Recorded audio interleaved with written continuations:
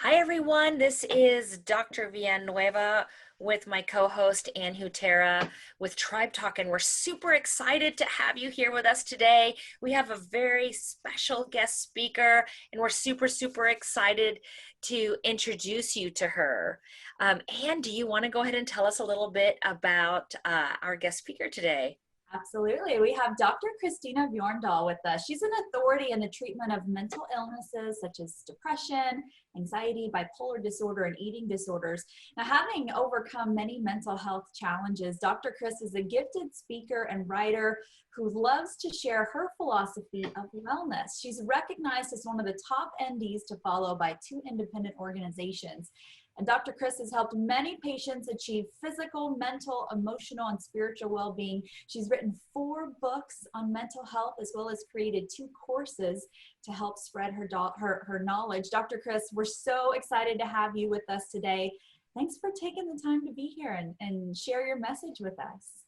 Oh, well, thanks for having me. It's great to be here. Been wanting to connect with you guys for a long time. Wonderful. Now, we know that you're very passionate about sharing your knowledge about mental illness. You have your own personal story. Tell us about your own journey with regaining your mental health. Yeah, so I haven't always been a naturopathic doctor, and it's really through my own struggles that I ended up becoming one. So in high school, I developed an eating disorder, and that continued into university. And then when I was in my 3rd year of university, I found myself in a place that I'd never really been before, which was debilitated with depression and paralyzed by anxiety. So then I started some medication, and then a few months later, I found myself in another place that I'd never been before, which was experiencing sleepless nights and rapid speech, and that kind of spun into a delusional psychotic event. So I was then diagnosed with bipolar disorder type 1. And what I did with that was I pretty much stuffed that as far away from me as possible. And, that was not happening to me. And I just continued wearing this mask that I know all too well, which is I'm okay on the outside, but I'm not actually doing that great on the inside. And so I just continued marching forward in the world, but really struggling. And the turning point for me was a suicide attempt that left me in a coma with kidney failure, and I was on dialysis. And when I came out of that coma, I can tell you I wasn't super happy about it, that I was still here. And so I really realized that I needed to figure out another way to navigate this journey, my mental health. And the way that I was doing it wasn't working. So I learned about nutrition and orthomolecular psychiatry, and I started down that path with Dr. Abraham Hoffer, who in Canada was quite renowned for his work in this area. And I started his supplements, and carried that along with and I was on 5 psychotropic medications at that time. So I carried those along for a year, and then that was really my first year where I felt completely free from depression and anxiety. In the 15 years prior to that, there was always times, whether it was, a month or 2 months or 3 months, where I was suffering. And so I realized there has to be something to this, because that was the biggest change that I made. And so eventually then I also made a career change after asking myself this one question, which was, if money didn't matter, what would I be doing with my life? And the answer that kept coming up for me was to go back to school and learn this orthomolecular or naturopathic approach to addressing mental illness, because I know that there are lots of people suffering. And so that's really the journey in a nutshell for you. Your story really hits home for me, because we do so much work also, in the field of, people struggling with mental health disorders and people struggling with neurodegenerative disease. And I also have a story that's somewhat similar to yours in certain aspects. And I know that you talk about the 4 aspects of health that you think are important to address your patients and their overall health? What are these four aspects of health that you teach? Yeah, so what we want to understand as human beings, there's more to us than just that physical level. So the four aspects are physical, mental, emotional, and then spiritual. And the spiritual piece is really that if you want to look at like circles, the spiritual would be the center. And and disruptions can happen on any one of those four levels. So for me, it started with that physical piece, like putting in the support, the nutritional support and the cofactors to support neurotransmitter pathways and to balance hormones. But ultimately, I then had to eventually bump up against my thoughts and my emotions, and really what is my purpose, which speaks to that spiritual piece. So I just want people to understand that you want to be looking at all of these areas in your life, because the imbalance could lie in one of those four areas. And if you're just going to look at the physical level alone, I think you're going to miss 75% of the puzzle. I love that. I think that's a really important approach to take. We take a very similar approach with our clients, and knowing that you can't just address the physical, you have to address everything else because it is all connected. But in talking about that physical level, how do you support the physical level of health when you are addressing something like mental health? Yeah. Yeah. And it's funny, because not everybody that comes in is sort of ready to look at all those other pieces of the puzzle, right? So, and you want to, you really do need to look at the physical level. It's an important piece. And we're always about, well, what's the root cause, right? What's really the underlying problem here? But I think the main message I want people to understand is that there is an explanation for your suffering. I don't think we're all just meant to suffer. So in terms of that, on the physical level, I just want people to understand that there's three macro systems within you. So you have your neurotransmitters, then you have your hormones or your neuroendocrine system, and then you have your organs of detoxification and immune system. And from a root cause perspective, imbalances can lie in any one of those three areas. So like an interesting side note for me, well, I mentioned that I had developed an eating disorder in high school, but what happened prior to that was I did a year of antibiotics to treat acne. So this was back in 1983, a long time ago. So I'm kind of dating myself now. But what we want to understand is at that time, there was no conversation going on about the relationship between the gut and the brain. But we know now that there is a huge relationship between the microbiome and your mental health. So to me, that really highlights the importance of taking a case and understanding that, yes, the physical level is really important. So in my case, I had to work on all three of those macro systems, but I didn't actually learn about the microbiome until much later in my health journey.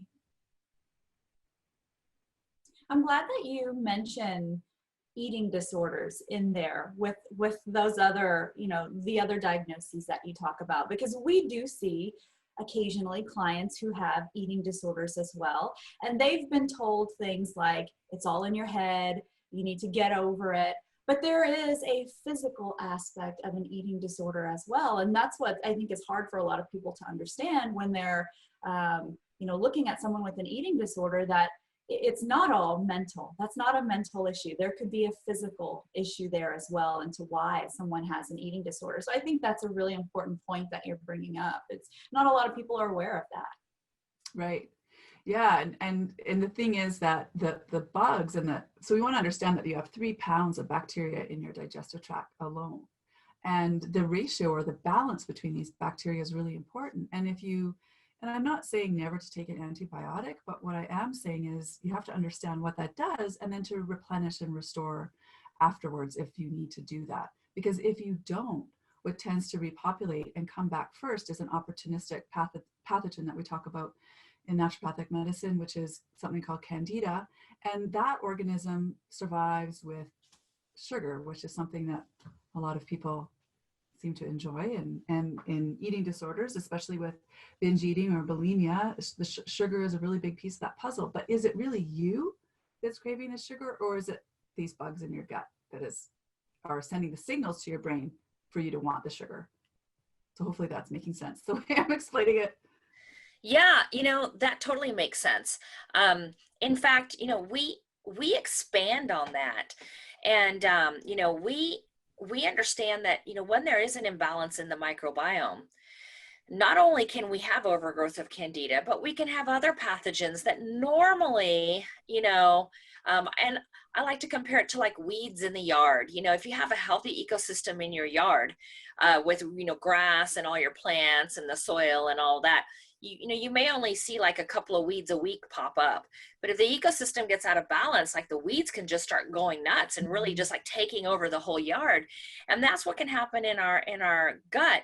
And we can end up having, other pathogens as well, Yeah. like Clostridia, and you can have, H. pylori, and you can have all these other things that are known to cause, neurochemical imbalances in the brain as well. And so, absolutely what you're saying makes so much sense, because, we address it from that same aspect too. Now, I've got a question. I wanted to ask you, like, when you're addressing the whole person, when you're working with your patients and you're taking into account not just the physical aspects, but the mental, emotional, and spiritual aspects too, what steps or what order are you working in? Because a lot of people, that's like a really valid question, right? A lot of people want to know, well, what do you work on first? And do Mhm. you work on one thing first and then the other, or do you kind of address it all at the same time? What's your plan of action there? Mhm.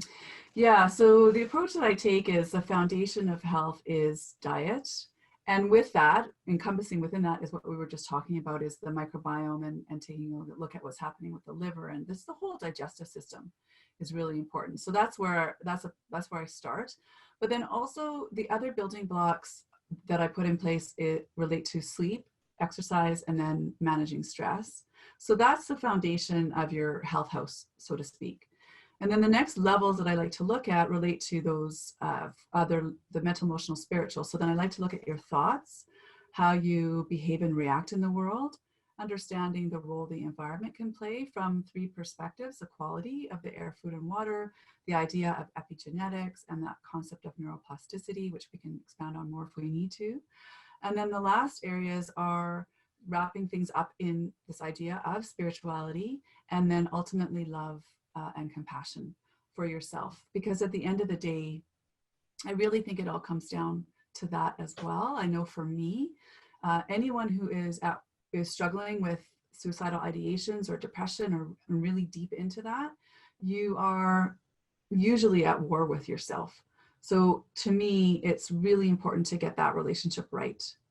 So those are the steps that I take people through.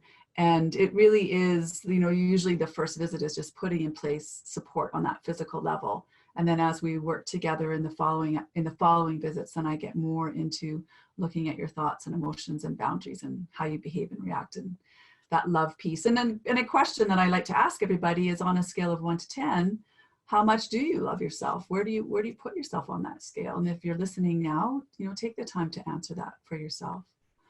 And I think it's very rare for me to get someone with an answer greater than 5.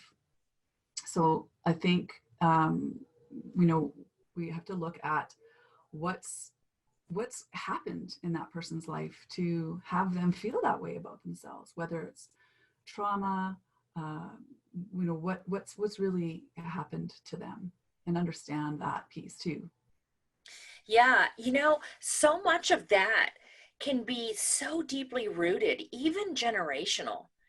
And, we have found when we're working with our clients, and we do pretty intensive programs with them, and we have different coaches that are working on the different aspects, the emotional and the brain repatterning side, and then the nutrition and the biological and genetic and all of that.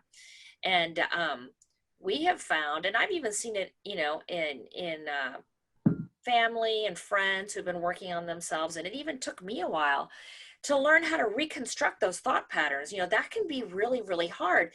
What are you doing with somebody who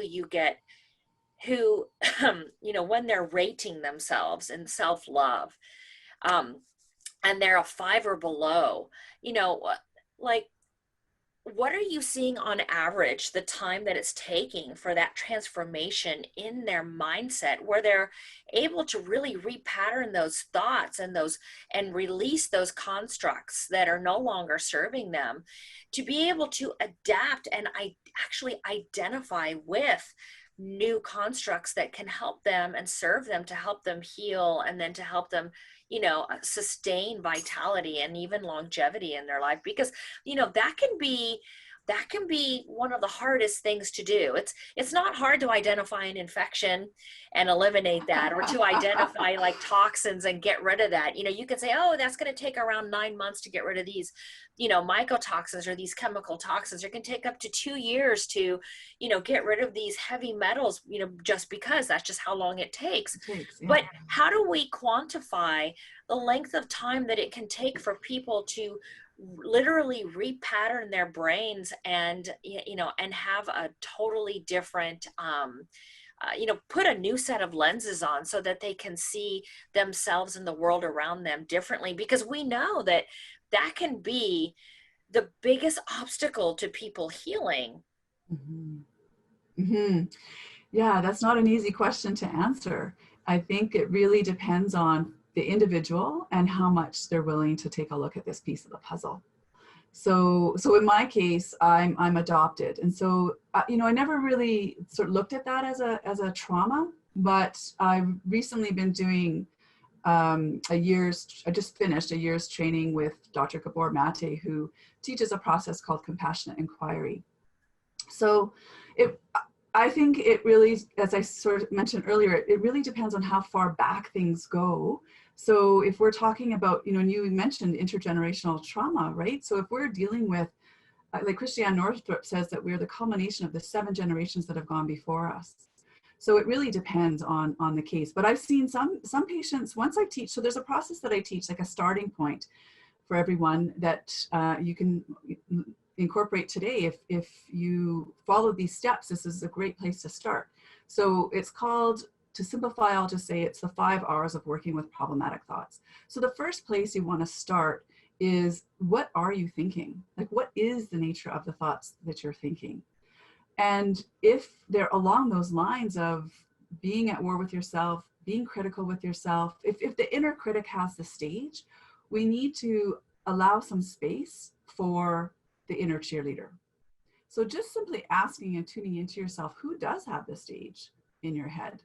Because for me, as I was mentioning, that physical level, supporting myself with balancing the neurotransmitters and balancing my hormones and working on my gut health and dealing with heavy metals and doing everything on that physical side, took me so far. But then I bumped up against myself, right? These core beliefs, these shadow beliefs that left me in this battle, so to speak, within, that I had a hard time articulating to somebody else. So the stepped approach that I learned was, the first step is to recognize, what is the nature of your thoughts? And then if you recognize that they're not helpful, then let's refrain from following them anymore. Because what you want to understand is, your thoughts affect your emotions, then your emotions affect your thoughts, and then your thoughts affect your emotions, and you can just go round and round. And this gets into psychoneuroimmunology and the idea that your thoughts create neuropeptides, and then those neuropeptides affect the hormones that get produced, and then those hormones that get produced in turn affect how you feel. So it's a little bit of a chicken and an egg problem that we have here. And I think one of the reasons that I struggled for so long was, I had a lot of resistance to this idea of change your thoughts, change your life.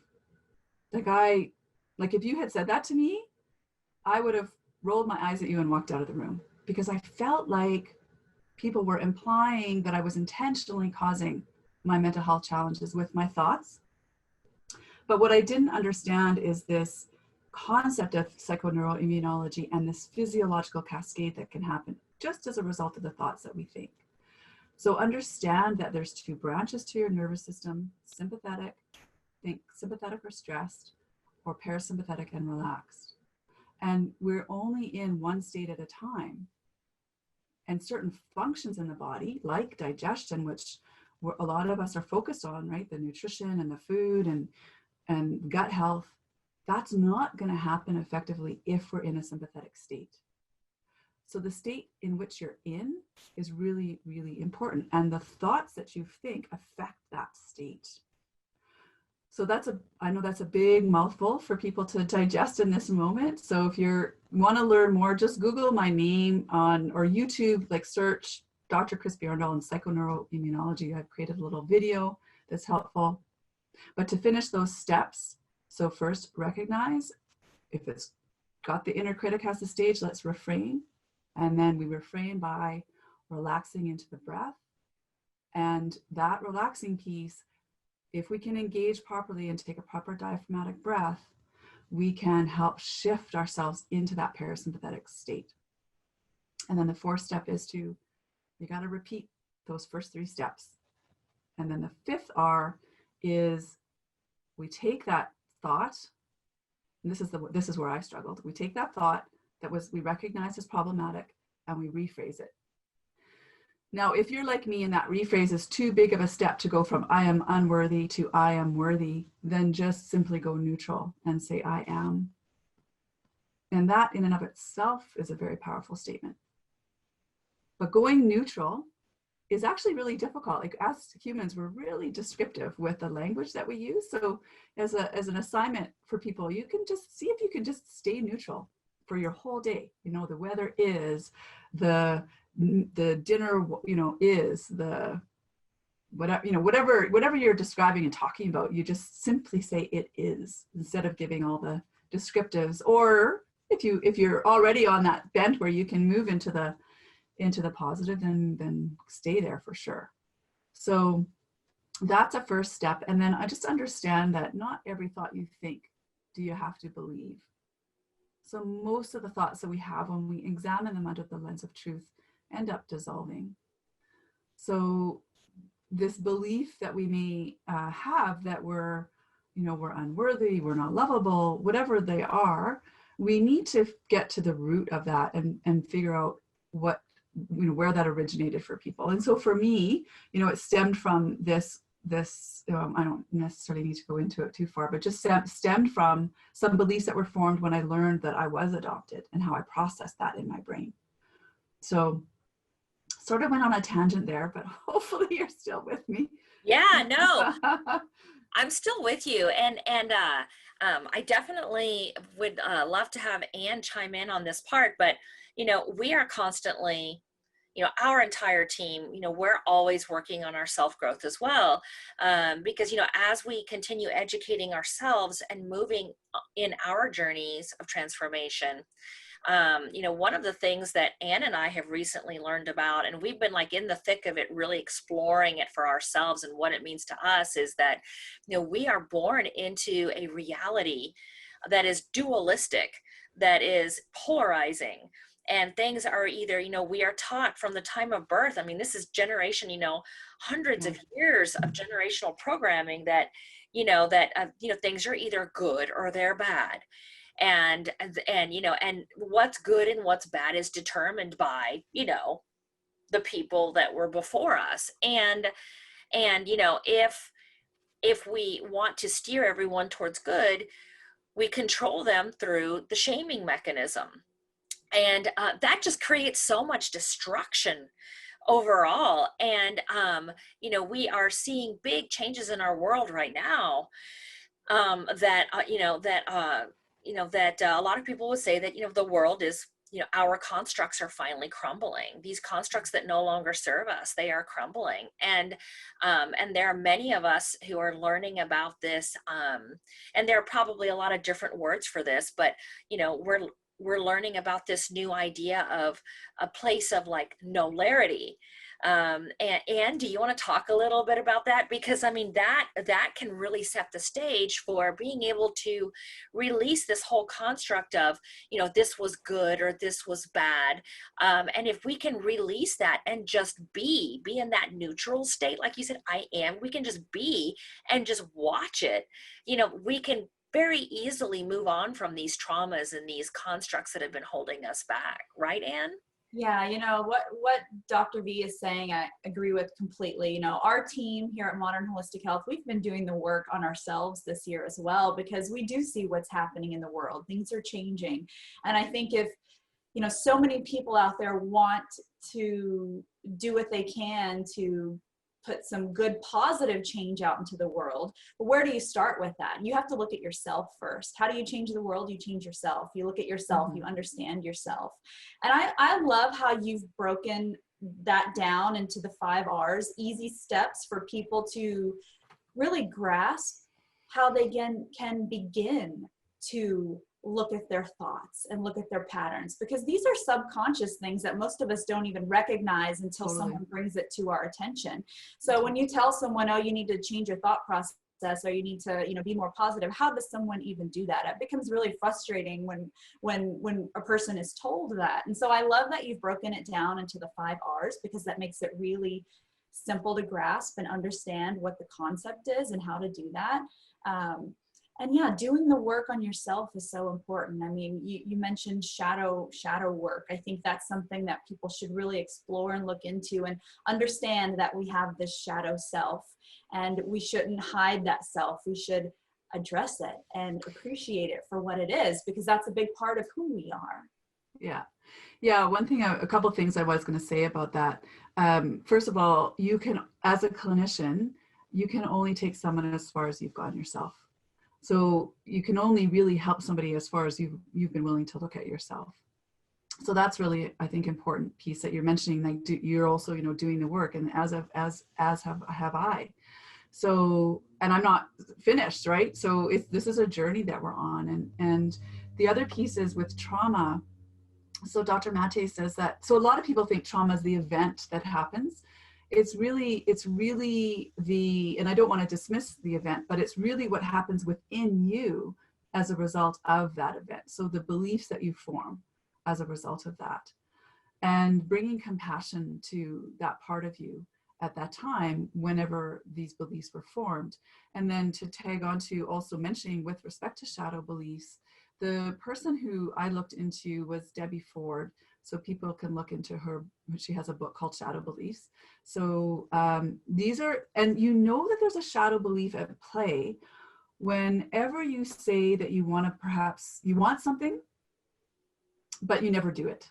So for example, I'll use my own self as an example. So for many years, so I worked in the corporate world before I became a naturopathic doctor, and I had a high profile job, reported to a CEO. But I was always complaining. I wanted to leave my job. And not to mention that I'm wearing this mask, right? I've got this motto, you're never going to see me sweat. But meanwhile, I'm not doing good on the inside. And that tags on to just another piece about this love piece. I hated the diagnosis that I had. I didn't want anybody to know that I had bipolar disorder. So the shadow belief for me was so people are going to do what feels more comfortable for them. So it felt safer for me to stay in this job that was sucking the life out of me and that I really had a hard time with, than risk rejection looking for another job. Because risking rejection really got to my core wound. So I didn't realize that till many years later as to why. And it takes time. It really takes a lot of time, a lot of getting curious, a lot of being, a lot of not judging yourself, a lot of just sort of moving into this questioning about, oh gosh, I wonder how come that thought just entered. Right? It's not that I never have suicidal thoughts. They sometimes come. But now I use the 5 R's, right? I recognize, ooh, that's bells going off, red flags going off, that in that moment, I am not loving myself. So how can I move to self-love? And if that's too hard of a place to go, then let's just be neutral, like I've been talking about. Let's just move to a gentler, kinder, more compassionate place. And then do the breathing, come to this moment, look at something in nature. I usually look out my window at a cloud or a tree or a bird flying by, and just connect with the moment so that we can basically calm that nervous system. Because remember, the brain it's a busy place. There's a lot of thoughts swirling around for most people. So the more that we can create that place of calm is really helpful. And through that process, then you can uncover, well, what are your some people can uncover their core beliefs very easily. And not all of your core beliefs, it's the negative ones that we want to work through. And I have a big list and in my book, and there's also I'm sure people can just Google, lists of core beliefs, and I'm sure those will come up. But just to start there and see if you can, it's ideally work with someone to help you come up with rephrases if those are hard for you. But on the same token, I don't want to ignore or deny. Like, this isn't about denying things within us. It's not about suppressing thoughts or ignoring them. It's really just about getting curious about them and seeing if we can bring compassion to ourselves instead of continuous contempt. Well, I absolutely love that, and we're super, super excited about it, about your book, and and about just spreading the word about the work that you're doing, because the work that you're doing is so important. And there are people all around the world who need to hear this information that you have to share with people. Anne, do you have anything else? Dr. Chris, how do people get a hold of you? Do you have a website they can go to? How can they get a Yeah, hold of sure. your books? I know you have a couple of courses as well. Tell us Yeah. something about that. Yeah, well, I would just say too that I want to thank you for what you're doing, because mental health is such a big area. And I just feel like, I know we're all in this pandemic, and of course that's something that we need to look at and be cognizant of. But the mental health ramifications of this, well, first of all, they existed before the pandemic, and they're only getting worse with it. So I just think that that's another big issue. And I remember I was speaking with Dr. Greenblatt, and he said that by the year 2030, a person will commit suicide globally every second. So to me, that's a staggering number. And he said that this is, oh gosh, it would have been 5 years or more ago. And so now we're close. At that time I was like, oh, well, that's a long ways away, but actually it's not that far away, right? And I think we're not that far off that number at this point.